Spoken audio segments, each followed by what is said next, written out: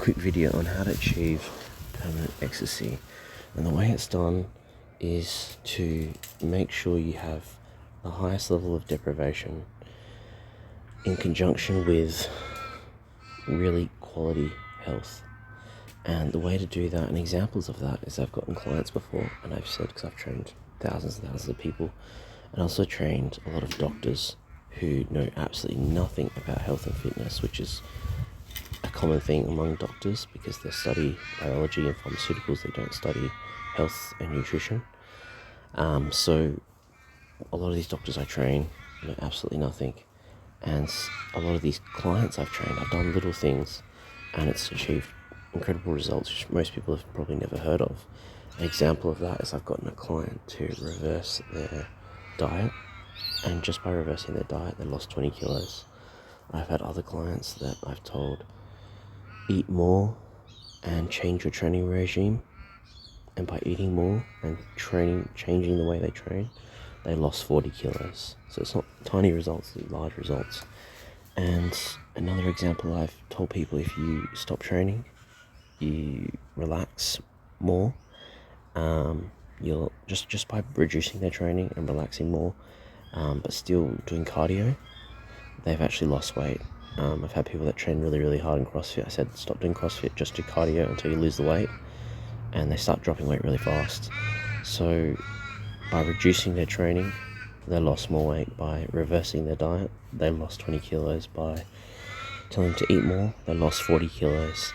Another example is, I said to people, you can get fitter by sitting at home recuperating, and they think, okay, so I sit at home, eat pizza, I do that all the time.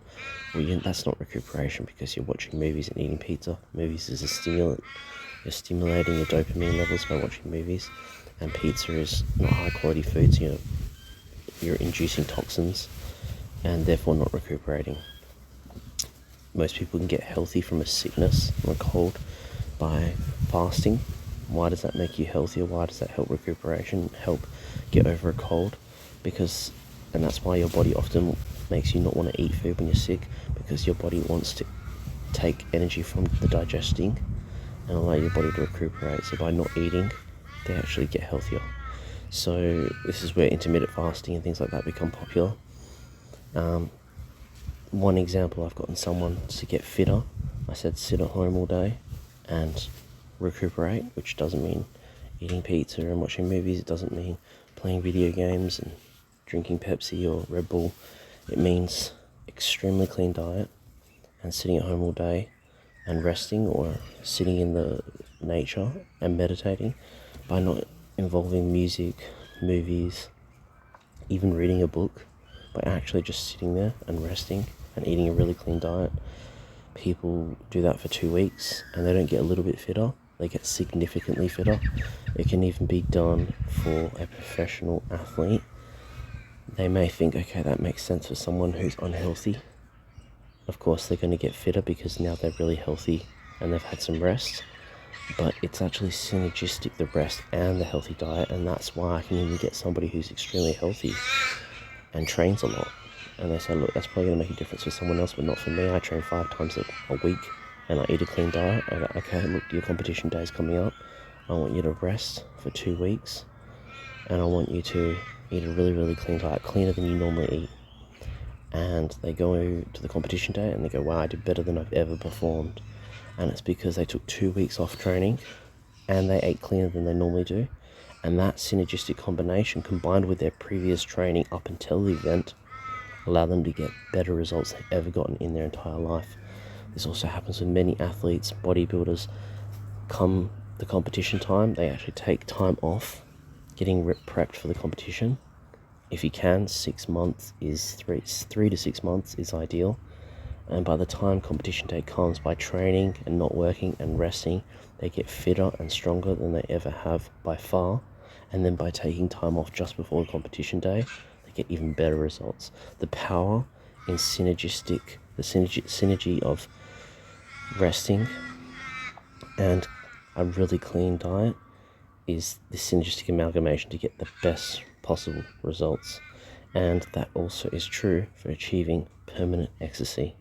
And so if you deprive yourself of food for 72 hours, when you have a meal, it'll be the best meal you ever had. And people who've done this are shocked at how good the food tastes. So now imagine combining deprivation of not just food, but everything. Although it's not recommended to do large amounts of fasting, I recommend intermittent fasting. But if you were to do deprivation of everything, movies, friends, gaming, TV, anything that stimulates you, have a clean diet, ideally just be meditating the entire time or just relaxing, looking at nature, looking at a fire, looking at the sunset, looking at the sunrise, listening to a river, a stream, a waterfall, the ocean. It's even more relaxing to be away from the ocean because the ocean has high amounts of salt and minerals that will stimulate you, but it can also be relaxing. But it'd be more ideal to do it in the bush, but the ocean still, you can do it there too, but you're probably even better in the bush. And then you do this for as long as possible. I think the longest you can deprive yourself of stimulation and then experience that highest level of ecstasy would be about a year. Obviously not everyone has the opportunity to do that. I haven't, so I can't say for sure what the perfect level is. It would probably be different for every person, but this deprivation, for as long as you can do it, even if that's you take time off work, annual leave, and you do it for 6 weeks, and then good diet, and then reintroducing those things you love, ideally the highest quality things, maybe hiking, art, friends, a really good movie, something small. And if you can eventually get this perfect balance between getting that deprivation in, getting that clean diet in, and then introducing things that are really high quality, like whatever it is that you enjoy, and the balance between that deprivation and the health and the stimulants, meaning the things that stimulate your sensations, whether that be art, whether it be whatever you like creating, building, and then reintroducing those things, friends, ideally a good setting like a church or a family, and you reintroduce those things. The balance between those two methods is what creates permanent ecstasy.